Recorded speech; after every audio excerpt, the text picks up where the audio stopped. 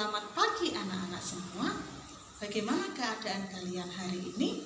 Semoga kalian semua dalam keadaan sehat. Jangan lupa untuk selalu mengikuti protokol kesehatan untuk menghindari COVID-19 dengan cara rajin cuci tangan dengan sabun dan air mengalir, selalu memakai masker jika keluar rumah, jaga jarak aman dengan orang lain, hindari kerumunan dan berjabat tangan dengan orang lain. Pada kesempatan kali ini, tak lupa Ibu ucapkan selamat untuk kalian semua yang sudah diterima di jenjang pendidikan SLTA dan pada hari ini sedang mengikuti kegiatan MPLS Sistem Daring dengan materi cara belajar efektif.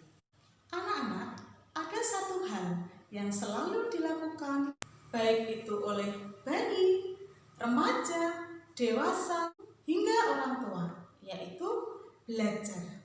Semua orang harus belajar, karena dengan belajar bisa mendewasakan kita. Belajar juga harus dengan cara yang benar.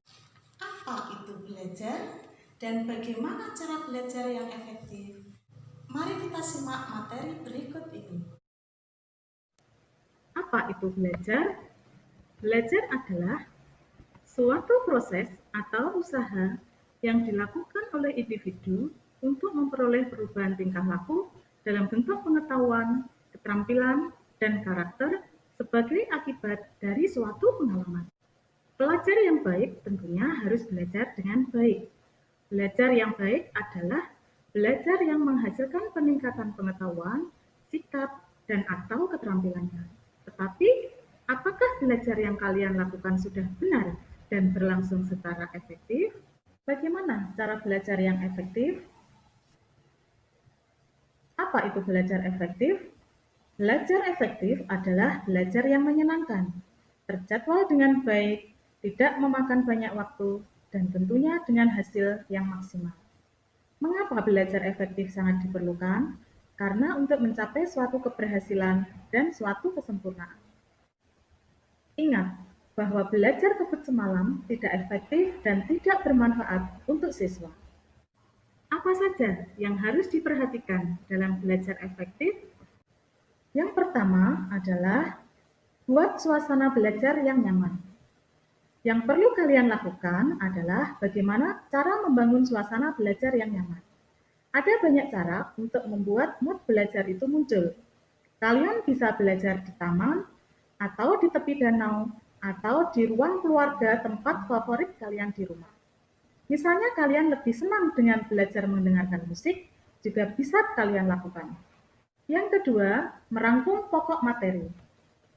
Atau dengan kata lain, membuat ringkasan. Mencatat pokok-pokok pembelajaran harus kalian lakukan. Karena jika kalian membaca satu buku, maka kalian akan butuh waktu yang sangat lama untuk menyelesaikan. Ambillah intisari dari buku tersebut.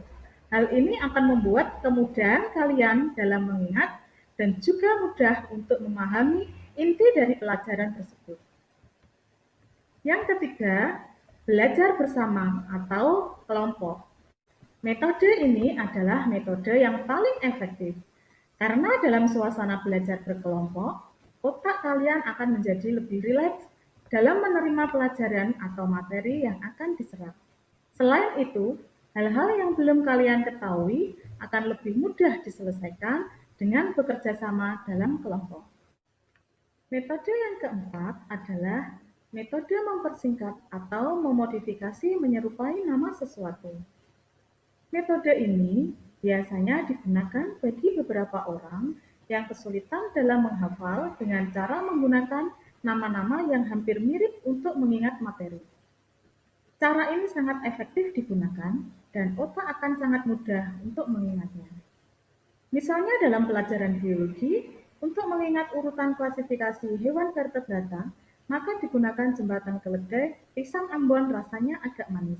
Hal ini menggambarkan pisang berarti Pisces, Ambon berarti amfibi, rasanya agak manis di situ menggambarkan reptilia, aves, dan mamalia.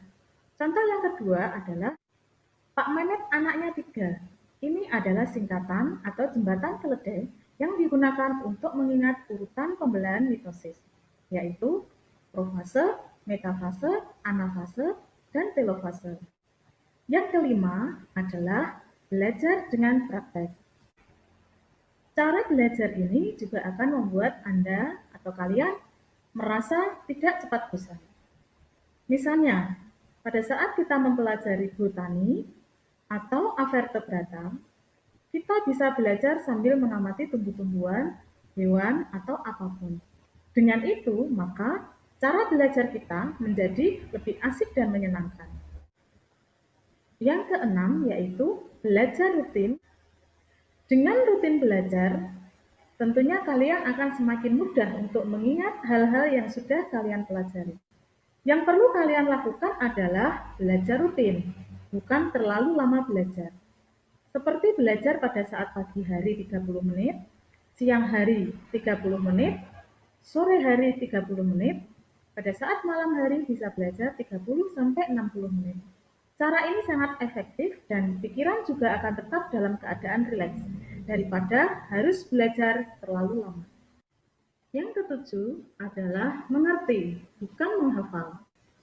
Hal yang paling sering dilakukan oleh siswa ketika menghadapi ujian adalah menghafal. Untuk lebih efektifnya adalah mengerti teorinya, maka dengan sendirinya kita akan ingat ketika menghadapi ujian. Ingatlah bahwa mendengar seringkali kita lupa. Ketika melihat, kita akan mengingat. Ketika melakukan, kita pun akan menjadi paham. Dan ketika kita menemukan sendiri, maka kita akan menguasai. Kita pasti bisa kalau kita berpikir bahwa kita bisa. Demikian materi yang bisa saya sampaikan tentang belajar efektif. Semoga bermanfaat. Tetap semangat dan terus belajar. Terima kasih. Wassalamualaikum warahmatullahi wabarakatuh.